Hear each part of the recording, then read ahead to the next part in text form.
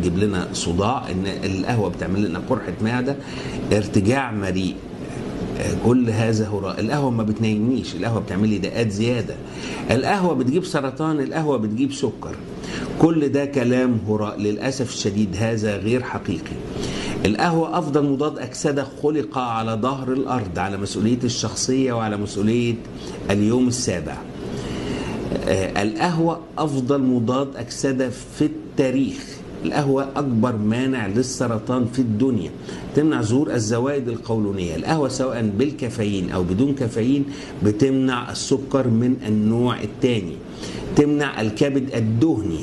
القهوة النهاردة أصبحت جزء من المنظومة الطبية الخاصة بمريض الكبد. القهوة تمنع ظهور سرطان الكبد والبؤر الكبدية.